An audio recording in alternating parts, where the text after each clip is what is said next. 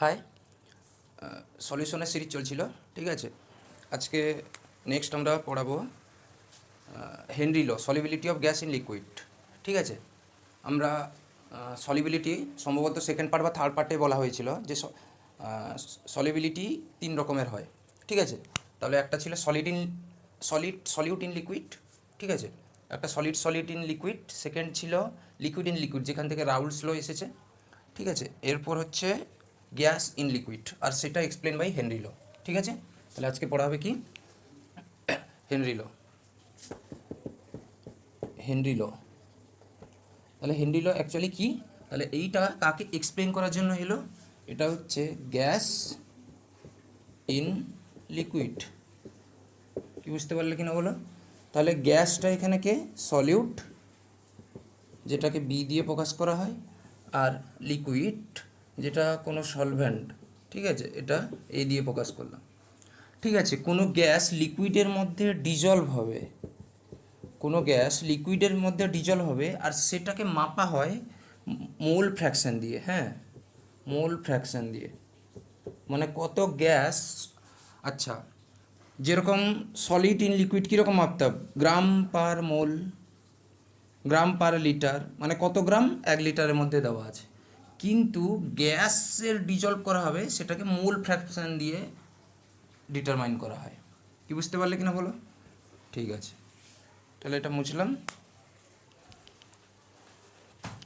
আচ্ছা, তাহলে হেনরি ল কি বলল? সেটা হচ্ছে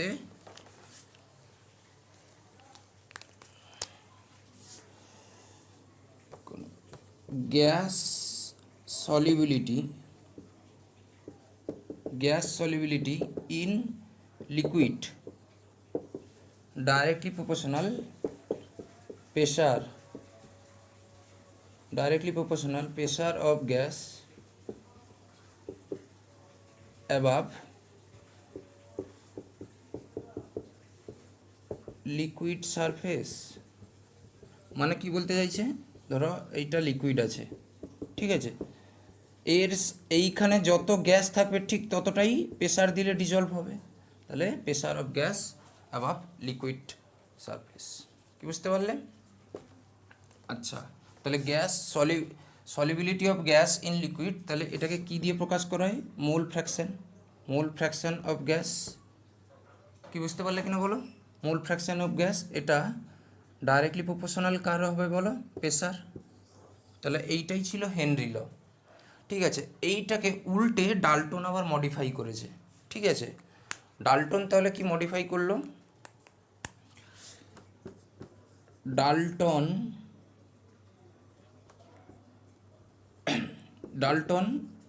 modified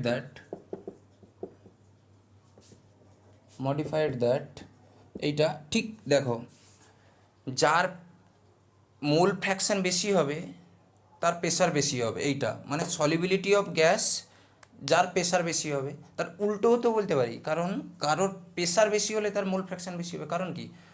প্রেশার বেশি হলে নম্বর অফ পার্টিকেল বাড়ে না। কি বুঝতে পারলে কিনা বলো?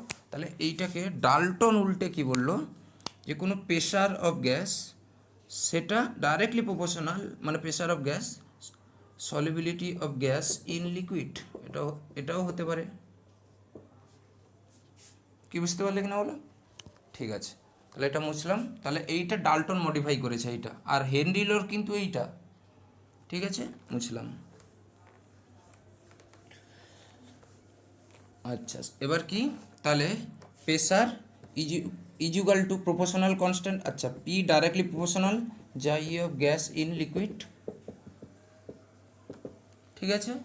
তাহলে পিটা একটা প্রপোর্শনাল কনস্ট্যান্ট আসবে, কে এইচ ইন্টু এক্স। এক্সটা কি? Gas in liquid. কি বুঝতে পারলে কিনা বলো? তাহলে তাহলে এখানে গ্রাফ কেমন আসবে বলো? P versus gas in liquid, graph কেমন আসবে বলো? Y is equal to m x, তাহলে এইটা হচ্ছে তার স্লোপ, তাহলে এরকম হবে। কারণ কি? এর তো সি নেই, ইন্টারসেপ্ট নেই, তাহলে এরকম গ্রাফ হবে, যার স্লোপ অর ট্যান থিটা সমান হবে কি কে এইচ, স্লোপ বা ট্যান থিটা সমান কি হবে কে এইচ। ঠিক আছে, বুঝলাম। তাহলে এটা দেখে নিয়েছো, বুঝলাম। আচ্ছা, অ্যাট, এরপর দেখো অ্যাট কনস্ট্যান্ট, যদি আমি প্রেশারটাকে কনস্ট্যান্ট করি, ঠিক আছে, অ্যাট কনস্ট্যান্ট প্রেশার, তাহলে কি হবে বলো, কে এইচ ইন্টু যাই ইজুয়াল টু কী হবে কনস্ট্যান্ট, তাহলে K H equal to constant by যাই, যাই মানে গ্যাস ইন লিকুইড। বা এই জিনিসটাই কি বলো, বা এই জিনিসটাই কি ছিল বলো, সলিবিলিটি ছিল না, এসো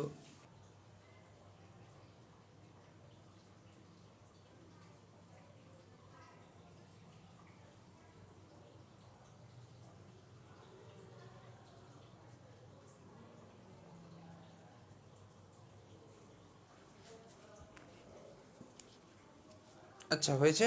তাহলে এইটাই কি ছিল বলো, সলিবিলিটি ছিল। তাহলে কে এইচ ইনভার্সলি প্রপোর্শনাল হবে কি solubility, K H inversely proportional হবে সলিবিলিটি। আচ্ছা, এটা বুঝলাম। তাহলে এইটা থেকেই নিট 2024-এ একটা কোশ্চেন এসেছিল, নিট 2024 থেকে একটা কোশ্চেন এসেছিলো কি, এক্স ওয়াই জেড একটা গ্যাস, তার কে এইচ এর ভ্যালু দেওয়া আছে, হয়েছে। কে এইচ এর ভ্যালু কি ধরো দেওয়া আছে 2 × 10⁻³ 3 × 10⁻², আর একটা 10। তাহলে বলো কার সলিবিলিটি অর্ডার বলো,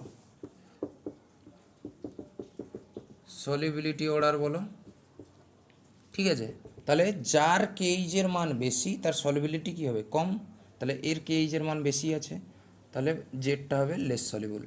তারপরে কে হবে, তারপরে হবে ওয়াই, তারপরে হবে কি এক্স। তাহলে এইটা ছিল, মানে এরকম কোশ্চেন থাকে সলিবিলিটি অর্ডারে। কি বুঝতে পারলে কিনা বলো। আচ্ছা, তাহলে তাহলে এটা মুছলাম। তাহলে কে এইচ ইন্টু যাই সমান কনস্ট্যান্ট, তাহলে এর গ্রাফ কেমন হবে, কে এইচ ভার্সেস যাই, কে এইচ ভার্সেস যাই মানে গ্যাস ইন লিকুইড, তাহলে কেমন হবে বলো, হাইপারবোলা। কারণ কি আমরা জানি না পিভি ইকুয়াল টু কি কনস্ট্যান্ট, পিভি ইকুয়াল টু কনস্ট্যান্টের গ্রাফ, এটা K H equal to constant একই, তাহলে এইটা হবে তার গ্রাফ। ঠিক আছে,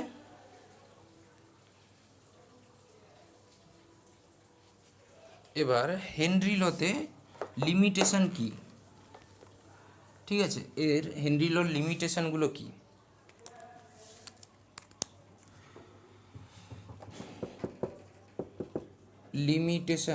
লিমিটেশনগুলো কি, এক, pressure is not too much high.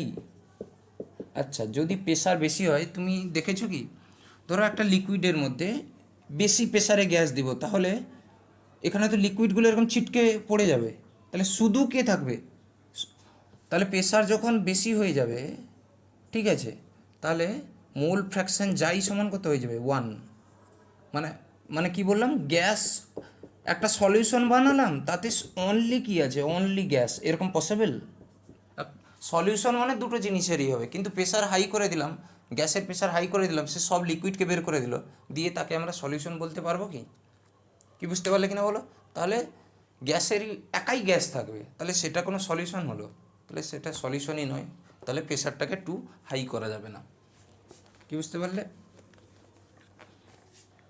2 নম্বর হচ্ছে, 2 নম্বর কি, যদি টেম্পারেচারটা নট টু মাচ লো, টেম্পারেচারটাকেও বেশি লো করা যাবে না। 3 নম্বর হয়েছে gas do not react with,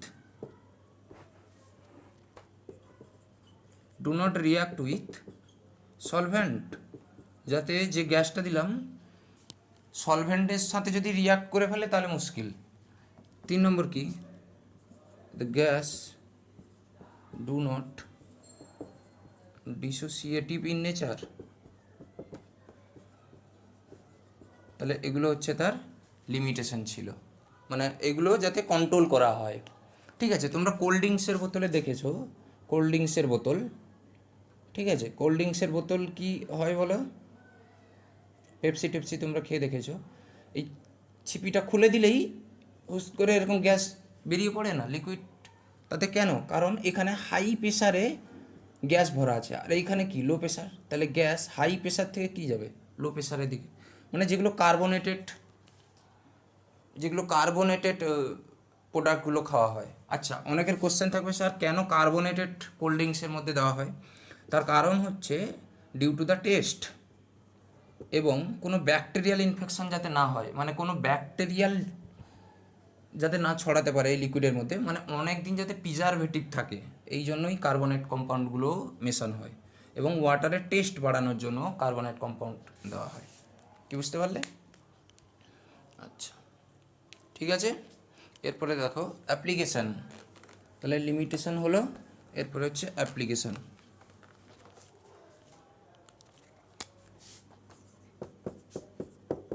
application 1 নম্বর হচ্ছে অ্যানোক্সিয়া ডিজিজ। আচ্ছা, অ্যানোক্সিয়া ডিজিজ, অ্যানোক্সিয়া রোগ একটা কি, সেটা হচ্ছে কি মেন্টাল কনফিউশন। ঠিক আছে, যখন ব্রেন বা অর্গান টিস্যুসে যদি O2 পরিমাণ বা সাপ্লাই লেস হয়ে যায়, তখন অ্যানোক্সিয়া রোগ হয়। বা ঠিক আছে, O2 পরিমাণ যখন কম হয়ে যায়, বা অ্যানোক্সিয়াকে বলা হয় হাইপক্সিক রোগ, হাইপক্সিক ডিজিজ। ঠিক আছে, অ্যানোক্সিয়া বা হাইপক্সিস মানে মেন্টাল কনফিউশন তৈরি হয়ে যায়, O2 সাপ্লাই কমে যায়। যখন হাই অ্যালটিটিউডে উঠা হয় তখন প্রেশার কী হয়ে যায়, ডিক্রিজ করে যায়। তাহলে প্রেশার ডিক্রিজ হয়ে গেলে সলিবিলিটি অফ O2 কী হয়ে যাবে, লেস হয়ে যাবে, এই জন্য মেন্টাল কনফিউশন হয়ে যায়। তাকে বলা হয় অ্যানোক্সিয়া রোগ, অ্যানোক্সিয়া ডিজিজ বা হাইপক্সিক ডিজিজ। ঠিক আছে। আচ্ছা, 2 নম্বর কি, আচ্ছা 2 নম্বর কি, বেন্ডস মানে স্কুবা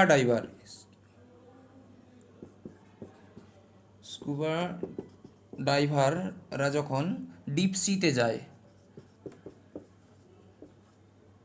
সিতে যায় তখন কি হয়, O2 পরিমাণ O2 ডিজলভ অনেক বেশি, মানে O2 ডিজলভ বেশি থাকে, কিন্তু যেই নিচে যাব তারও প্রেশার কি হয়ে যাবে, ডিক্রিজ হতে থাকবে। তাহলে O2 যে ডিজলভ হয় সে স্কিন থেকে বেরিয়ে আসতে চাইবে। কি বুঝতে পারলে কিনা বলো? O2 ডিজলভ বেশি হয়ে গেছে, কিন্তু যখন মানে গভীর সমুদ্রের নিচে যাওয়া হবে তখন তার কি হবে, তার আশেপাশে সারাউন্ডিংয়ের প্রেশার ফল করে গেছে। তাহলে সে যদি কিছু না পড়ে যায়, মানে কোনো কিছু প্রোটেকশান না নিয়ে যায়, তাহলে কি হবে, ডিজলভ O2গুলো স্কিন ছিটকে বেরিয়ে চলে আসবে। তাহলে সেরকম রোগকে বলা হয় বেন্ডস রোগ। এই জন্য কী করা হয়, এই O2-র মধ্যে হিলিয়াম প্লাস N2 মেশানো হয়, যাতে কারণ কি এদের সলিবিলিটি লো সলিবিলিটি। তাহলে সলিবিলিটি লো, তাহলে বেশি সলিবল হলে উপরে বেরিয়ে আসবে, ছিটকে বেরিয়ে আসবে, তাহলে সলিবিলিটি লো হওয়ার কারণে এগুলার সঙ্গে মেশানো হয়। কি বুঝতে পারলে? তাহলে অল অ্যাবাউট তাহলে হেনরি ল হয়ে গেল। ঠিক আছে, অল অ্যাবাউট হেনরি ল। এরপরে নেক্সট হবে আইডিয়াল নন আইডিয়াল সলিউশন এবং এর ম্যাথ প্রবলেম। লাস্ট ক্লাসটা হবে টোটাল সলিউশনের সাম ম্যাথ প্রবলেম। ঠিক আছে, থ্যাংক ইউ।